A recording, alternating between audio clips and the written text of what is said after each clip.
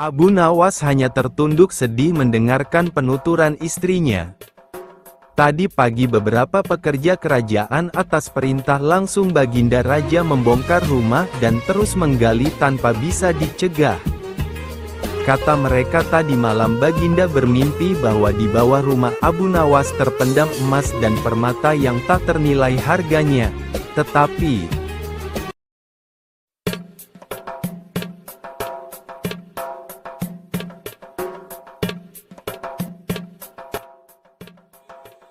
setelah mereka terus menggali ternyata emas dan permata itu tidak ditemukan. Dan Baginda juga tidak meminta maaf kepada Abu Nawas. Apabila mengganti kerugian, inilah yang membuat Abu Nawas memendam dendam. Lama Abu Nawas memeras otak. Namun belum juga ia menemukan muslihat untuk membalas Baginda. Makanan yang dihidangkan oleh istrinya tidak dimakan karena nafsu makannya lenyap. Malam pun tiba, namun Abu Nawas tetap tidak beranjak.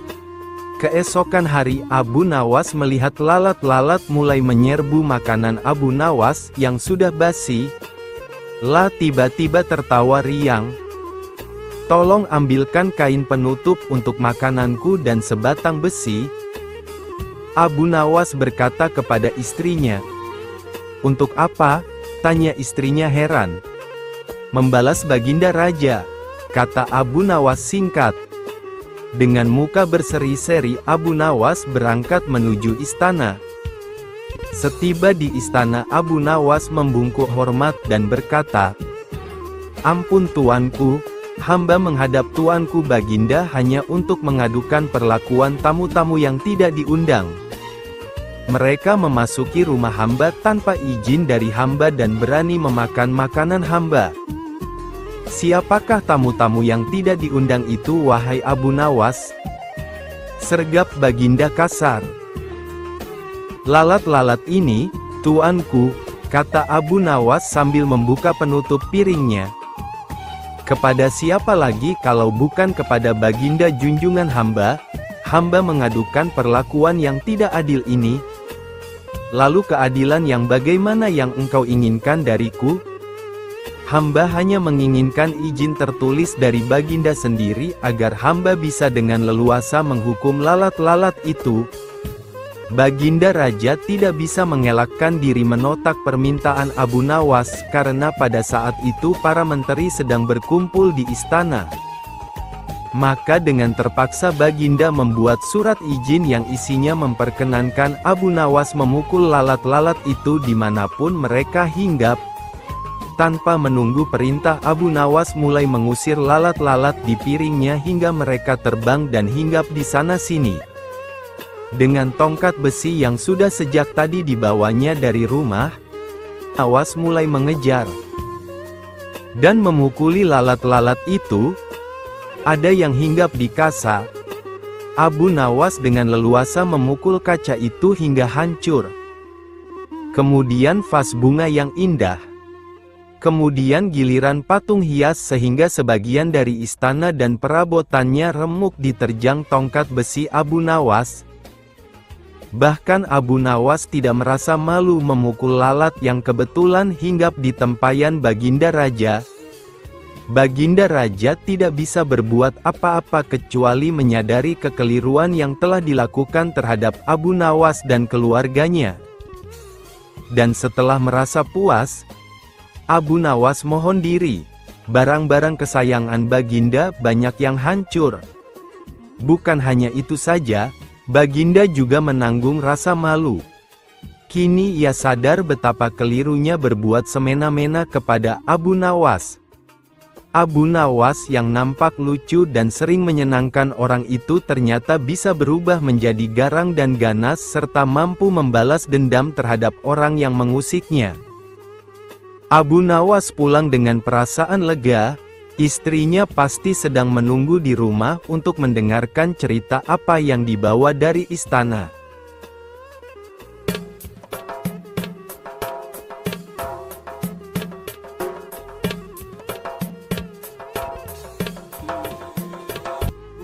berdasarkan mimpi bukanlah Abu Nawas namanya kalau kehabisan akal pada saat terdesak dan terjepit meskipun dikelilingi pembesar-pembesar kerajaan tapi tetap saja akalnya main demi menunjukkan kebenaran ke semua orang.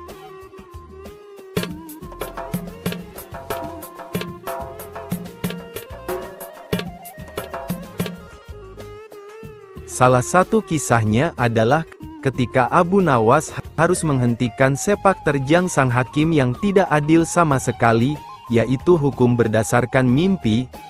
Kisahnya pada suatu sore, Abu Nawas tampak sedang mengajar murid-muridnya dan datanglah dua orang tamu yang datang ke rumahnya. Yang pertama adalah wanita tua penjual kahwa, sedangkan yang satunya adalah seorang pemuda berkebangsaan Mesir. Wanita tua itu berkata hanya beberapa kata saja kemudian diteruskan oleh pemuda Mesir. Setelah mendengar pengaduan mereka, Abu Nawas menyuruh murid-muridnya untuk menutup kitab mereka. Sekarang pulanglah kalian dan ajaklah teman-teman kalian datang kepadaku pada malam hari ini sambil membawa cangkul, penggali, kapak dan martil serta batu, ujar Abu Nawas. Meskipun para murid merasa heran dengan perintah gurunya, namun mereka tetap patuh dengan perintah sang guru. Pada malam harinya mereka datang ke rumah Abu Nawas dengan membawa peralatan yang diminta sang guru untuk merusak rumah, lalu Abu Nawas memerintahkan mereka merusak rumah Tuan Kadi yang baru saja terpilih. Abu Nawas juga menegaskan bahwa mereka harus merobohkan rumah tersebut. Bahkan kalau ada yang menghalangi haruslah mereka lawan. Setelah mendapatkan arahan dari Abu Nawas, para muridnya langsung menuju rumah Tuan Kadi. Mereka menghancurkan rumah Tuan Kadi dengan kalap. Masyarakat sekitar yang melihat ulah mereka merasa heran dan mereka tidak berani mencegah sama sekali. Melihat rumahnya dirusak, Tuan Kadi marah besar namun tak berdaya. Siapa yang menyuruh kalian merusak rumahku? Guru kamu, Tuan Abu Nawas, jawab mereka sambil merobohkan rumahnya hingga benar-benar rata dengan tanah. Dasar Abu Nawas provokator, orang gila, besok pagi aku akan melaporkannya kepada Baginda, teriak Tuan Kadi penuh amarah. Benar, pada keesokan harinya Tuan Kadi mengadukan kejadian malam itu sehingga Abu Nawas dipanggil agar segera menghadap raja. Baginda raja menanyakan apa alasan Abu Nawas melakukan perusakan tersebut. Namun bukan Abu Nawas jika tidak memiliki jawaban yang unik. Karena mimpi dijelaskan oleh Abu Nawas bahwa dia melakukan pengerusakan karena beberapa hari yang lalu bermimpi dan di dalam mimpi tersebut, Tuan Kadi memintanya untuk merusak rumahnya karena ingin rumah yang baru. Lalu sang raja menanyakan bagaimana Abu Nawas dapat hukum hanya berdasarkan mimpi saja. Mendengar pertanyaan itu Abu Nawas dengan tenang menjawab, hamba juga memakai hukum Tuan Kadi yang baru ini tuanku. Mendengar perkataan Abu Nawas, seketika wajah Tuan Kadi menjadi pucat. Hanya terdiam 1000 bahasa saja. Hai Kadi, benarkah engkau mempunyai hukum seperti itu? Tanya sang raja. Tapi Tuan Kadi tiada menjawab. Wajahnya nampak pucat dan tubuhnya gemetaran karena takut. Kemudian Abu Nawas diminta untuk menjelaskan dengan tenang. Abu Nawas menceritakan bahwa ada seorang pemuda Mesir datang dengan harta melimpah ruah. Namun kemudian dia bermimpi menikah dengan anak Tuan Kadi. Dia memberikan mas kawin yang sangat banyak. Lalu mimpi itu cepat menyebar dan sampai ke telinga Tuan Kadi. Lalu Tuan Kadi memanfaatkan mimpi itu dengan meminta harta pemuda itu untuk mas kawin anaknya. Padahal itu hanyalah mimpi belakang, sedangkan menurut Tuan Kadi itu harus dilakukan. Sehingga pemuda itu jatuh miskin. Setelah cross-check dengan mendatangkan pemuda Mesir itu, Akhirnya raja sadar jika kadi yang ditunjuknya itu adalah orang zalim. Kemudian raja memberikan hukuman mengambil harta kadi dan diberikan kepada pemuda Mesir tersebut. Tuan kadi dijebloskan ke dalam penjara karena telah berbuat zalim dan menyalahgunakan wewenang.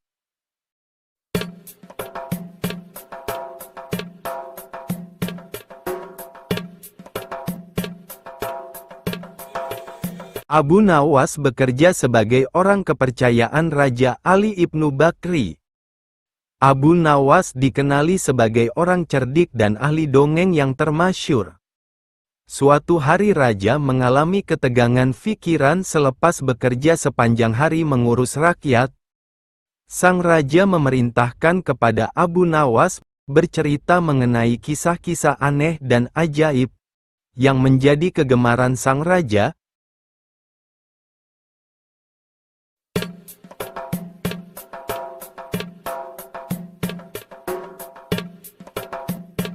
Untuk menghilangkan sedikit ketegangan jiwa yang dialaminya. Kebiasaannya, raja mendengar kisah-kisah Abu Nawas pada malam hari, yaitu sebelum sang raja menidurkan matanya.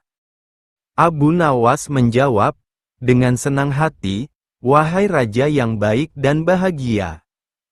Dikisahkan, wahai raja yang bahagia, salah seorang pelayan istana berkata kepada Raja Cina, "Wahai raja zaman ini, tuan rumah memerintahkan para pelayannya agar mengambil air dan semua yang diperlukan untuk membasuh tangan salah seorang tamunya yang dianggap agak ganjil dan aneh. Tamu itu lalu membasuh tangannya dengan air bercampur sabun, garam dan daun sebanyak 120 kali basuhan. Selepas itu barulah ia makan ragut, sejenis makanan yang berasal dari sebuah desa di Baghdad. Tetapi pemuda itu memakannya seolah-olah dengan perasaan jijik dan mual. Sementara kami memandangnya dengan penuh kehairanan, sebab tangannya dan malah sekujur tubuhnya menggigil. Bila kami melihat tangannya, barulah kami mengetahui bahwa ibu jarinya terpotong. Dia makan hanya dengan 4 jari, sehingga menyebabkan makanan itu berjatuhan dari tangannya. Kami menyoalnya dengan hairan, "Apa yang terjadi dengan ibu jarimu? Apakah Tuhan menciptakanmu dalam keadaan seperti ini? Atau apakah engkau pernah mengalami kemalangan?" Pemuda itu menyahut, "Demi Tuhan, bukan hanya ibu jari ini saja yang hilang, tetapi juga ibu jari tanganku yang satu lagi, dan tumit kedua-dua kakiku. Seperti yang akan kalian lihat." Lalu dia menunjukkan tangan kirinya dan kedua-dua kakinya. Kami melihat bahwa tangan kirinya nampak seperti tangan kanannya dan kedua-dua kakinya tidak mempunyai tumit. Ketika kami melihatnya, kehairanan kami semakin bertambah, hingga kami berkata padanya, "Kami tak sabar menunggu kisahmu dan penyebab terpotongnya kedua ibu jari serta tumit kakimu dan mengapa engkau membasuh tanganmu 120 kali." Pemuda itu berkata, "Ayahku adalah salah seorang pedagang yang paling terkemuka di Baghdad pada masa pemerintahan Khalifah Harun al-Rasyid. Yang terjadi dengan ibu jarimu, apakah Tuhan menciptakanmu dalam keadaan seperti ini? Dia meninggal, ayahku tidak mewariskan sesuatu pun kepadaku. Aku melaksanakan upacara pemakaman baginya, mengadakan pengajian Al-Quran, dan terus berkabung untuknya dalam masa yang cukup lama. Lalu aku membuka kedai peninggalan ayahku dan mendapati bahwa dia hanya meninggalkan sedikit harta dan banyak hutang. Maka aku terpaksa menjelaskan dan membayar ke semua hutang ayahku dengan membayarnya beransur-ansur. Aku mula melakukan jual beli dan membayar hutang ayahku minggu demi minggu, hingga akhirnya aku berjaya menjelaskan ke semua hutang ayahku dan modalku mula bertambah. Suatu hari, Ketika aku sedang duduk di kedaiku, datanglah ke pasar seorang gadis muda yang cantik, yang kecantikannya belum pernah kulihat tandingannya, berpakaian mewah dan dihiasi permata. Dia menaiki seekor keledai betina, dengan seorang hamba sahaya berkulit hitam berjalan di hadapannya dan seorang lagi di belakangnya. Gadis itu turun dari keledainya dan berkulit hitam berjalan di hadapannya dan seorang lagi di belakangnya. Gadis itu turun dari keledainya dan terus memasuki pasar. Baru saja dia melangkahkan kakinya ke pasar, seorang pengawal datang mengikutinya dan berkata, "Tuan Puteri, masuklah. Tapi jangan sampai ada orang yang mengenalimu, sebab kita akan menghadapi kesukaran." Lalu pengawal itu berdiri berjalan di hadapan sang gadis, sambil melihat-lihat kedai, tetapi karena mendapati tidak ada kedai yang buka kecuali kedaiku, gadis itu mendatangi kedaiku, gadis itu menegurku, lalu duduk. Tiba-tiba fajar pun menyingsing. Abu Nawas terdiam, lalu sang raja berkata, "Ceritamu benar-benar aneh dan indah." Abu Nawas menjawab, "Esok malam ceritanya lagi menarik dan lagi indah." Abu Nawas hanya tertunduk sedih mendengarkan penuturan istrinya. Tadi pagi beberapa pekerja kerajaan atas perintah langsung Baginda Raja membongkar rumah dan terus menggali tanpa bisa dicegah. Kata mereka tadi malam Baginda bermimpi bahwa di bawah rumah Abu Nawas terpendam emas dan permata yang tak ternilai harganya. Tetapi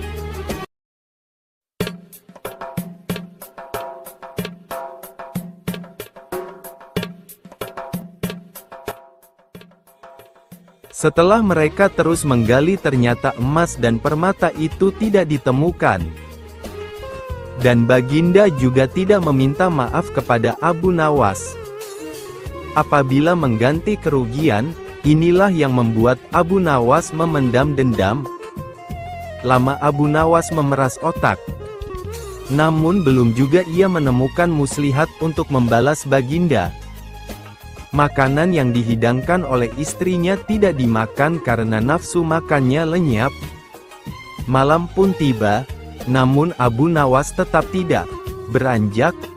Keesokan hari Abu Nawas melihat lalat-lalat mulai menyerbu makanan Abu Nawas yang sudah basi. Lah tiba-tiba tertawa riang. "Tolong ambilkan kain penutup untuk makananku dan sebatang besi." Abu Nawas berkata kepada istrinya. "Untuk apa?" tanya istrinya heran. "Membalas Baginda Raja," kata Abu Nawas singkat. Dengan muka berseri-seri Abu Nawas berangkat menuju istana.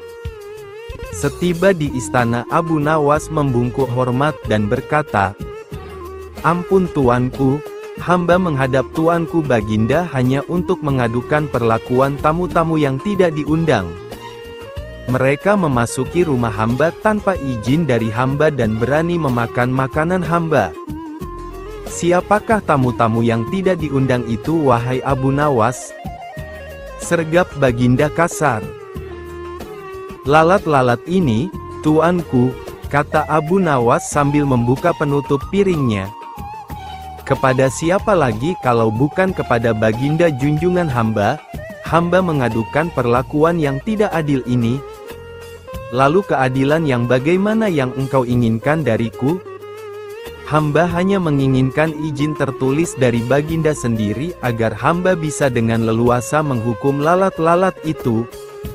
Baginda Raja tidak bisa mengelakkan diri menotak permintaan Abu Nawas karena pada saat itu para menteri sedang berkumpul di istana. Maka dengan terpaksa Baginda membuat surat izin yang isinya memperkenankan Abu Nawas memukul lalat-lalat itu dimanapun mereka hinggap. Tanpa menunggu perintah Abu Nawas mulai mengusir lalat-lalat di piringnya hingga mereka terbang dan hinggap di sana-sini. Dengan tongkat besi yang sudah sejak tadi dibawanya dari rumah, Nawas mulai mengejar dan memukuli lalat-lalat itu. Ada yang hinggap di kasa. Abu Nawas dengan leluasa memukul kaca itu hingga hancur. Kemudian vas bunga yang indah.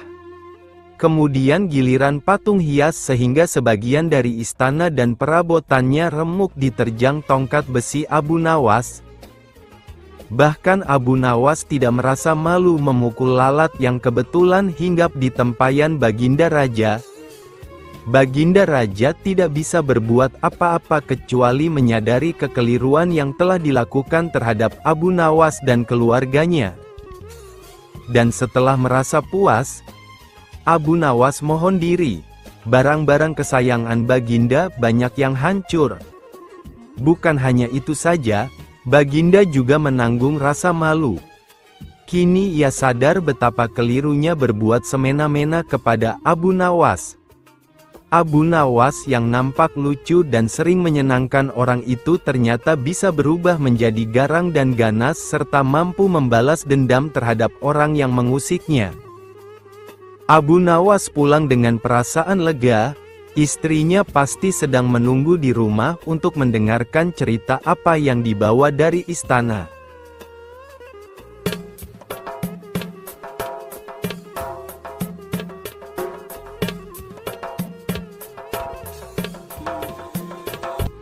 Berdasarkan mimpi bukanlah Abu Nawas namanya kalau kehabisan akal pada saat terdesak dan terjepit meskipun dikelilingi pembesar-pembesar kerajaan, tapi tetap saja akalnya main demi menunjukkan kebenaran ke semua orang.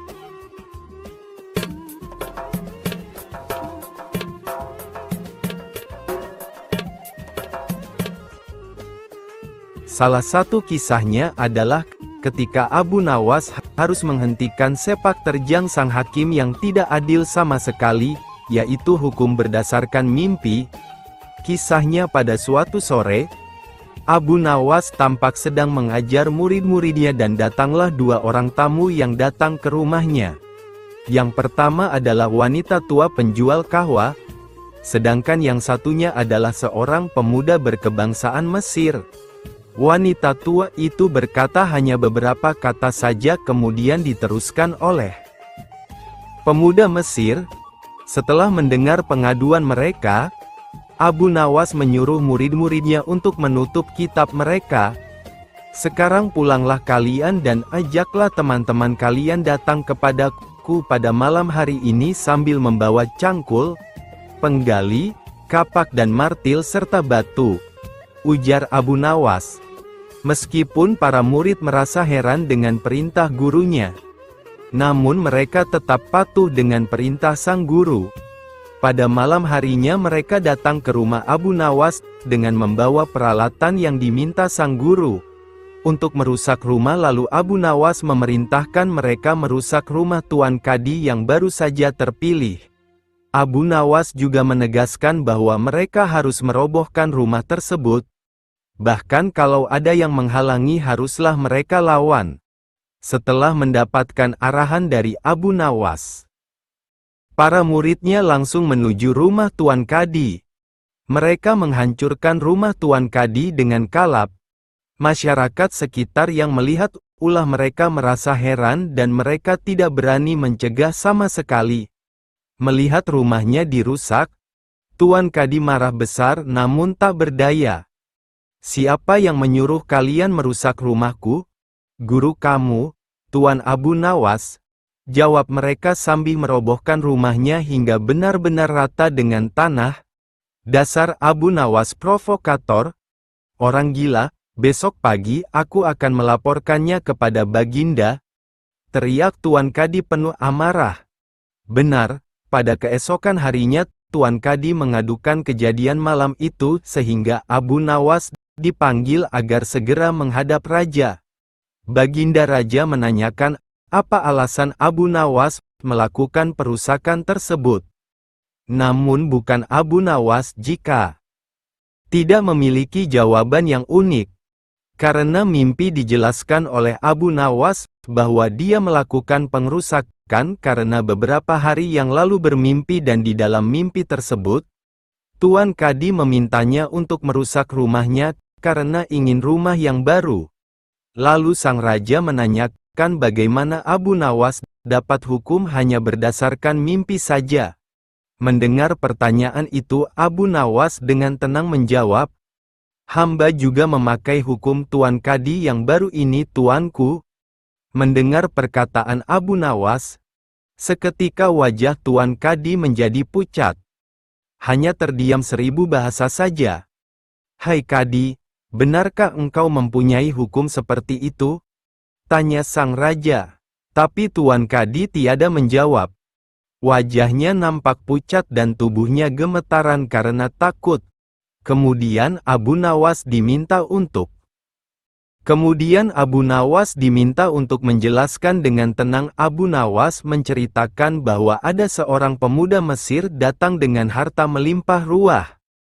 Namun kemudian dia bermimpi menikah dengan anak Tuan Kadi. Dia memberikan mas kawin yang sangat banyak. Lalu mimpi itu cepat menyebar dan sampai ke telinga Tuan Kadi. Lalu Tuan Kadi memanfaatkan mimpi itu dengan meminta harta pemuda itu untuk mas kawin anaknya. Padahal itu hanyalah mimpi belakang, sedangkan menurut Tuan Kadi itu harus dilakukan. Sehingga pemuda itu jatuh miskin. Setelah cross-check dengan mendatangkan pemuda Mesir itu, akhirnya raja sadar jika Kadi yang ditunjuknya itu adalah orang zalim. Kemudian raja memberikan hukuman mengambil harta Kadi dan diberikan kepada pemuda Mesir tersebut. Tuan Kadi dijebloskan ke dalam penjara karena telah berbuat zalim dan menyalahgunakan wewenang.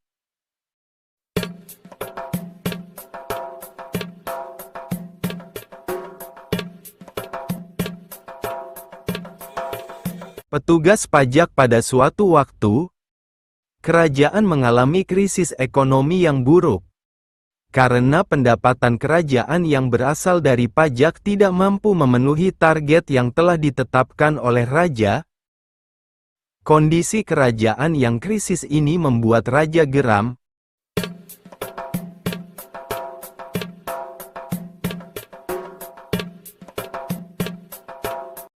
Akibatnya banyak fasilitas umum dan bangunan kerajaan rusak, tak ada biaya untuk memperbaikinya. Kondisi kerajaan yang krisis ini membuat raja geram, karena bagaimana tidak, kerajaan telah beberapa kali memenangkan peperangan dan memiliki wilayah makin luas, akan tetapi krisis malah muncul dari pajak. Akhirnya diadakanlah pertemuan, di mana semua punggawa kerajaan hadir dengan membawa berbagai kertas laporan sesuai dengan bidangnya masing-masing. Bahkan ada yang kertas laporannya berserakan di lantai juga. Raja memulai pembicaraan. Bagaimana mungkin kerajaanku ini memiliki infrastruktur yang rusak cukup parah? Kenapa hasil pertanian sangat menurun? Padahal tanah di sini cukup subur untuk bercocok tanam. Semprot sang raja. Semua terdiam oleh bentakan raja tersebut. Pejabat yang hadir tak mampu menjawab pertanyaan sang raja dan hanya menyerahkan setumpuk laporan kerja. Karena marah, raja pun akhirnya merobek-robek kertas laporan yang diajukan oleh punggawanya tersebut. Malah ada yang disuruh untuk memakan kertas itu. Jangan begitu jadi pimpinan. Tidak bijak sob. Abu Nawas yang juga hadir dalam pertemuan tersebut, juga tak mampu berbuat banyak oleh bentakan sang raja. Namun, sesaat kemudian sang raja memerintahkan Abu Nawas yang telah dipercayanya untuk menggantikan Pak petugas pajak untuk menghitung penerimaan pajak kerajaan. Dalam kondisi tertekan, akhirnya Abu Nawas pun memenuhi perintah baginda raja. Catatan roti. Semua punggawa lain terheran-heran dengan ulah Abu Nawas ini. Bagaimana tidak? Semuanya sangat tertekan. Abu Nawas malah membawa sepotong roti ke hadapan baginda raja. Apakah dirimu akan menyuapku dengan roti itu? Wahai Abu Nawas, bentak sang raja. Bukan begitu paduka raja yang mulia. Laporan keuangan yang saya kerjakan semuanya tercatat pada roti ini, jawab Abu Nawas enteng. Apakah maksudmu? Kau jangan mencoba berpura-pura gila di hadapanku, bentak Baginda Raja dengan kesal. Paduka, usiaku sudah cukup lanjut. Aku tidak akan kuat makan kertas-kertas laporan yang nantinya Anda sobek dan menyuruhku untuk memakannya. Jadi semua laporan keuangannya aku pindahkan pada roti ini, jawab Abu Nawas.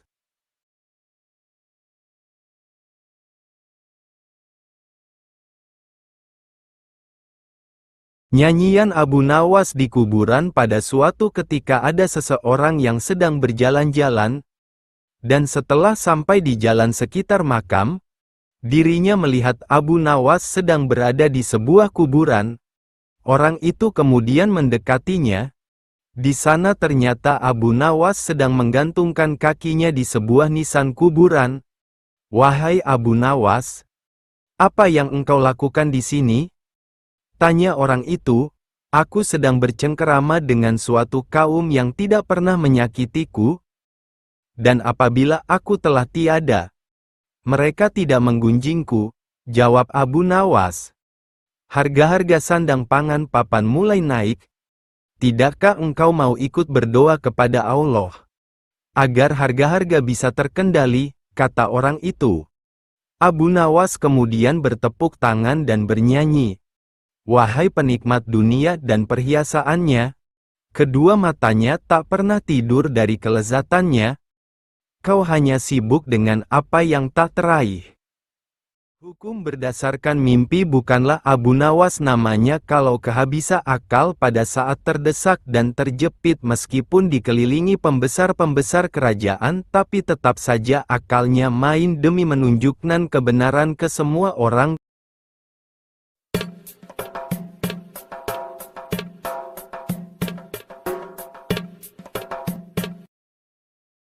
Salah satu kisahnya adalah ketika Abu Nawas harus menghentikan sepak terjang sang hakim yang tidak adil sama sekali, yaitu hukum berdasarkan mimpi. Kisahnya pada suatu sore, Abu Nawas tampak sedang mengajar murid-muridnya dan datanglah dua orang tamu yang datang ke rumahnya. Yang pertama adalah wanita tua penjual kahwa, sedangkan yang satunya adalah seorang pemuda berkebangsaan Mesir.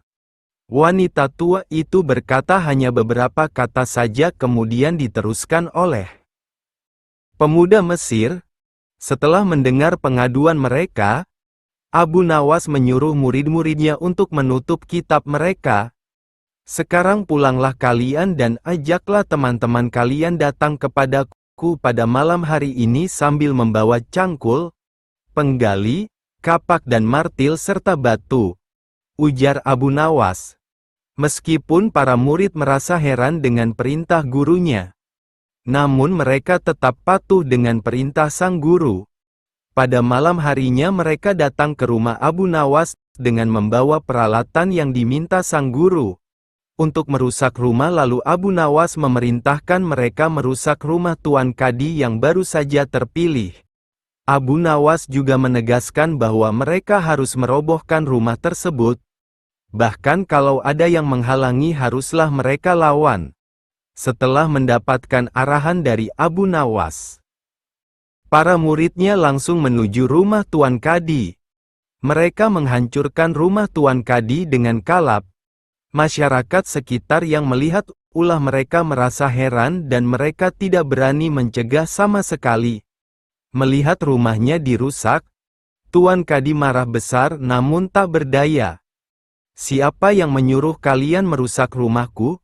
Guru kamu, Tuan Abu Nawas, jawab mereka sambil merobohkan rumahnya hingga benar-benar rata dengan tanah.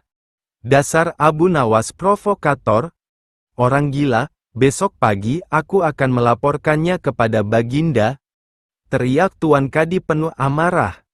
Benar, pada keesokan harinya Tuan Kadi mengadukan kejadian malam itu sehingga Abu Nawas dipanggil agar segera menghadap raja. Baginda Raja menanyakan apa alasan Abu Nawas melakukan perusakan tersebut. Namun bukan Abu Nawas jika tidak memiliki jawaban yang unik. Karena mimpi dijelaskan oleh Abu Nawas bahwa dia melakukan pengerusakan karena beberapa hari yang lalu bermimpi dan di dalam mimpi tersebut, Tuan Kadi memintanya untuk merusak rumahnya karena ingin rumah yang baru. Lalu sang raja menanyakan bagaimana Abu Nawas dapat hukum hanya berdasarkan mimpi saja. Mendengar pertanyaan itu, Abu Nawas dengan tenang menjawab, "Hamba juga memakai hukum Tuan Kadi yang baru ini, tuanku." Mendengar perkataan Abu Nawas, seketika wajah Tuan Kadi menjadi pucat. Hanya terdiam 1000 bahasa saja. "Hai Kadi, benarkah engkau mempunyai hukum seperti itu?" tanya sang raja. Tapi Tuan Kadi tiada menjawab. Wajahnya nampak pucat dan tubuhnya gemetaran karena takut. Kemudian Abu Nawas diminta untuk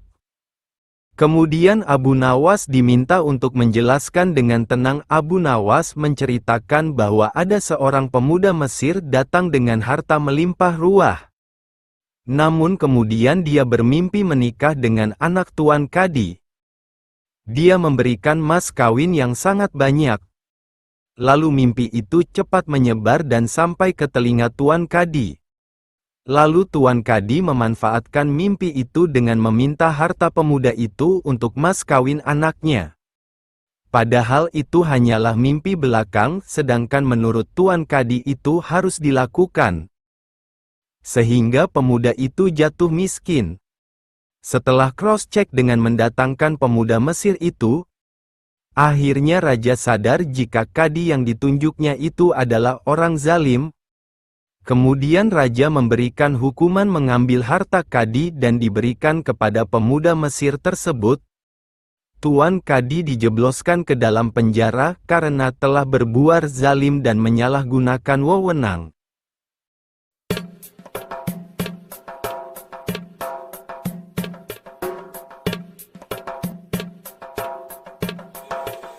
Abu Nawas mengecoh raja sejak peristiwa penghancuran barang-barang di istana oleh Abu Nawas, yang dilegalisir oleh Baginda. Sejak saat itu pula Baginda ingin menangkap Abu Nawas untuk dijebloskan ke penjara.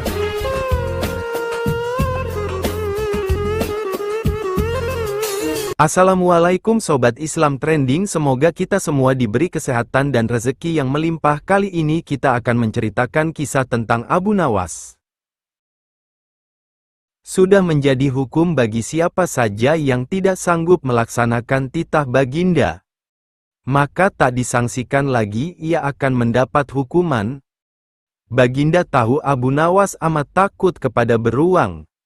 Suatu hari Baginda memerintahkan prajuritnya menjemput Abu Nawas, agar bergabung dengan rombongan Baginda Raja Harun al-Rasyid berburu beruang. Abu Nawas merasa takut dan gemetar, tetapi ia tidak berani menolak perintah Baginda. Dalam perjalanan menuju ke hutan, tiba-tiba cuaca yang cerah berubah menjadi mendung. Baginda memanggil Abu Nawas. Dengan penuh rasa hormat Abu Nawas mendekati Baginda. "Tahukah mengapa engkau aku panggil?" tanya Baginda tanpa sedikit pun senyum di wajahnya. "Ampun tuanku, hamba belum tahu," kata Abu Nawas. "Kau pasti tahu bahwa sebentar lagi akan turun hujan. Hutan masih jauh dari sini.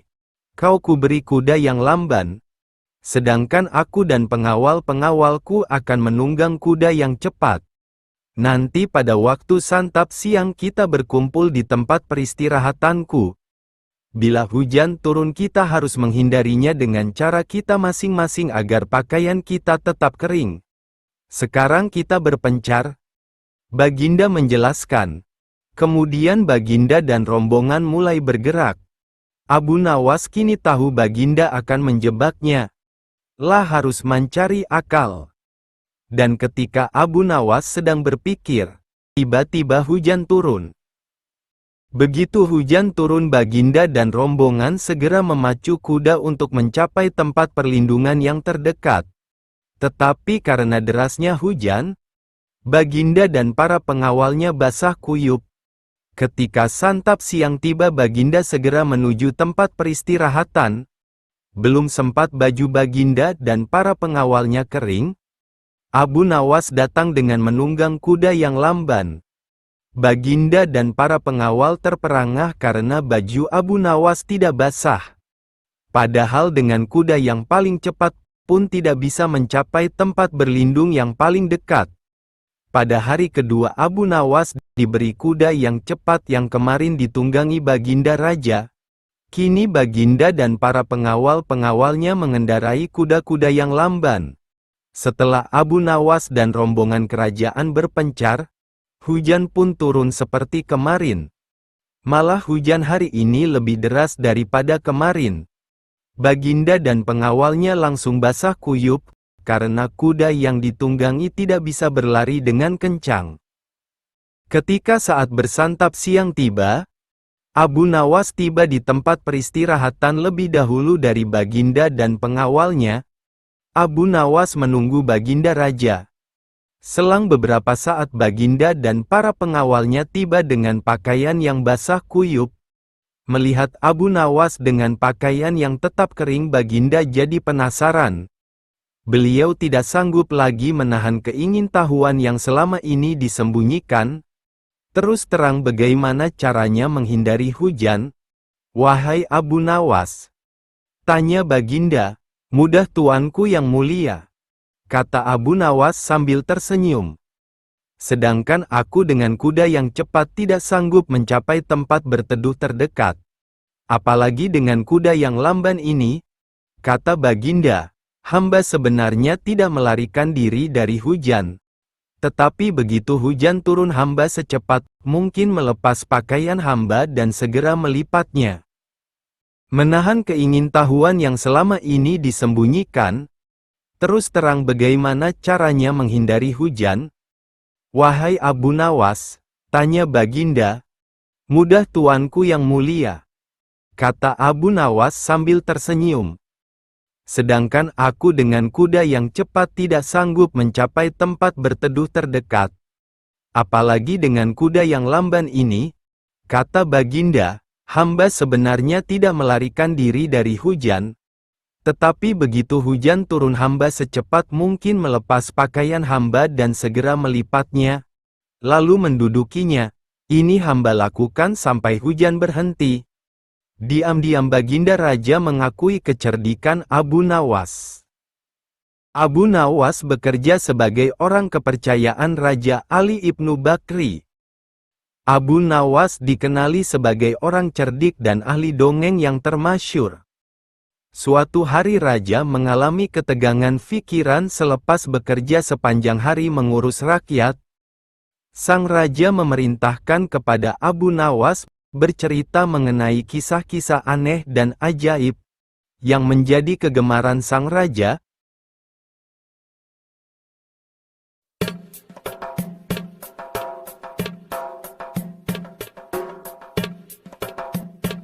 Untuk menghilangkan sedikit ketegangan jiwa yang dialaminya, kebiasaannya, Raja mendengar kisah-kisah Abu Nawas pada malam hari, yaitu sebelum sang raja menidurkan matanya.